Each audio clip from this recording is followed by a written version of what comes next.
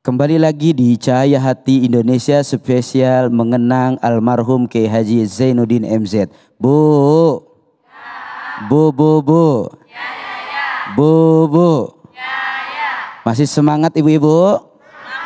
Nah, seperti yang saya janjikan, sekarang kita akan mendengarkan tausiah kedua. Insya Allah akan disampaikan oleh salah satu putra daripada almarhum Kiai Haji Zainuddin MZ yang kita rindu dan kangen dengan gaya retorika almarhum. Insya Allah beliau akan mengingatkan kembali gaya-gaya almarhum dalam berdakwah. Kepada Kiai Haji Fikri Haikal MZ kami persilahkan. Assalamualaikum warahmatullahi wabarakatuh. Bismillah walhamdulillah, salatu wassalamu ala rasulillah, Sayyidina Muhammad ibn Abdillah wa ala alihi wa sahbihi wa mawalah, amma ba'du. Yang mulia para ulama, para kiai, para habaib, para asatiz dan asatizah, ibu bapak, saudara-saudara, para pemirsa iNews yang saya cintai. Tentu semua kita pengen punya anak yang soleh dan solehah. Tapi perlu diketahui anak yang soleh dan solehah bukan simsalabim abragedabra. Bukan laksana menunggu tetesan embun di waktu pagi. Enggak segampang membalikkan telapak tangan. Pengen punya anak yang soleh dan solehah, maka tentu harus dimulai dari ibu bapaknya. Betul lah kalau kemudian dunia pendidikan mengatakan mendidik anak, melahirkan generasi yang hebat, didikannya itu haruslah bersifat audiovisual. Apa audiovisual? Teori, praktek. Enggak bisa pengen punya anak yang baik, lalu ngedidiknya cuma pakai teori aja. Bu, ibu pengen punya anak pinter berenang. Ngajarinnya cuma teori doang. Nah, gaya punggung begini. Gaya bebas begitu.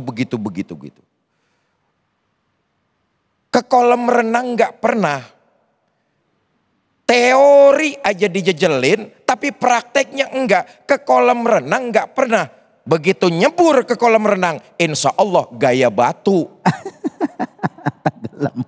Itu sebabnya kalau pengen anak berhasil, melahirkan generasi yang hebat, audio, visual, teori, ya praktek. Prakteknya dari mana? Ibu dan bapaknya dalam kehidupan di rumah tangga. Itulah jadi contoh dan jadi panutan anak-anaknya. Sudah berkumandang azan maghrib, matiin televisi, suruh anak sholat maghrib berjamaah. Begitu TV remote-nya dimatiin, ibunya nyuruh tuh anak sholat berjamaah, sementara anaknya ngelihat ibu masih kekemben pakai anduk. Kekemben, ngerti kekemben?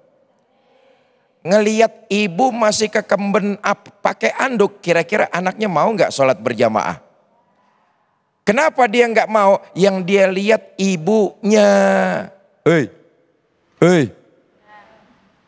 Berkumandang azan zohor dari masjid.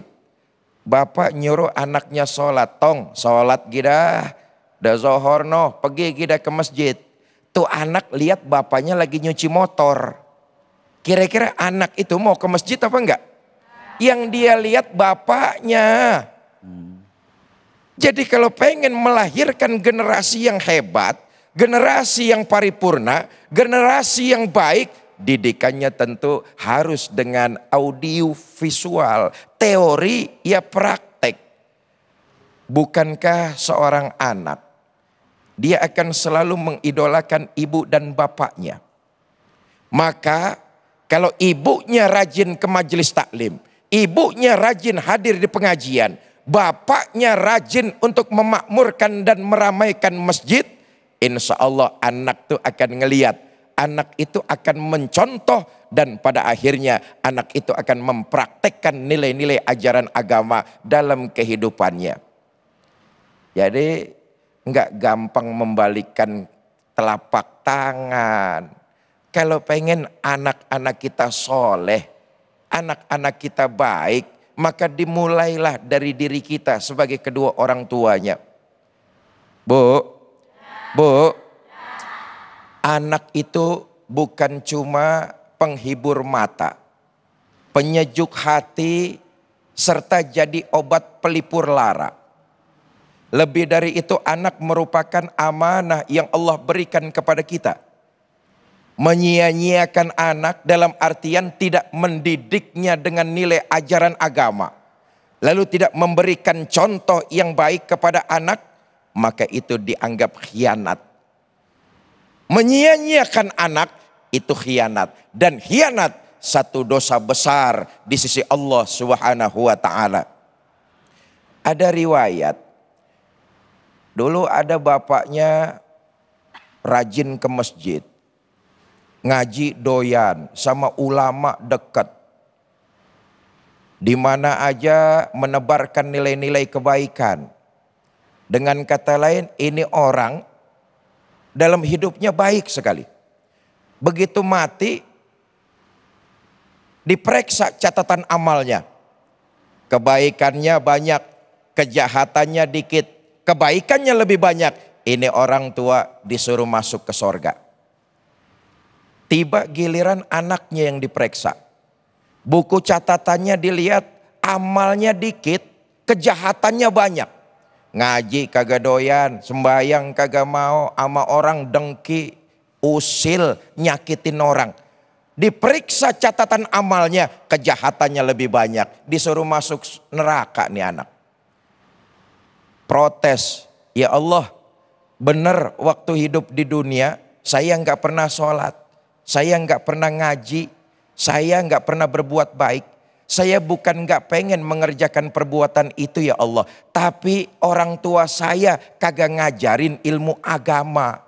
Saya begini ini karena orang tua saya. Orang tua saya enak-enakan pergi ke pengajian, saya main judi didiemin aja. Orang tua saya enak-enakan bergaul dengan ulama, orang-orang soleh, saya mabok didiemin aja. Orang tua saya enak-enakan ngaji sendirian, saya berlarut terjerumus dalam nista dan dosa, dicuekin aja. Kalau sekarang saya divonis masuk neraka, saya terima ya Allah. Tapi gara-gara orang tua saya yang tidak mengajarkan saya nilai-nilai ajaran agama, tolong demi keadilanmu ya Allah, seret juga orang tua saya, masukin sama-sama saya ke dalam neraka. Na'udzubillah min. Ya, dimulai dari kita ini orang-orang tua. Kalau pengen punya anak yang baik, ajarkan nilai agama, praktekkan dalam kehidupan kita sehari-hari. Anak akan melihat, anak akan mencontoh, dan anak akan melakoninya kehidupan beragama yang akan mereka jalani. Wallahu a'lam bishawab. Masya Allah, tabarakallah, terima kasih guru kita. Begitu sangat menyejukkan apa yang beliau sampaikan. Betapa pentingnya uswatun hasanah, contoh yang baik buat diri kita dan untuk orang lain. Maka kalau pengen anak kita soleh, kitanya dulu harus jadi orang soleh. Begitu luar biasa. Insya Allah setelah ini kita akan doa bersama dengan para guru-guru kita. Jangan kemana-mana, tetap di Cahaya Hati Indonesia.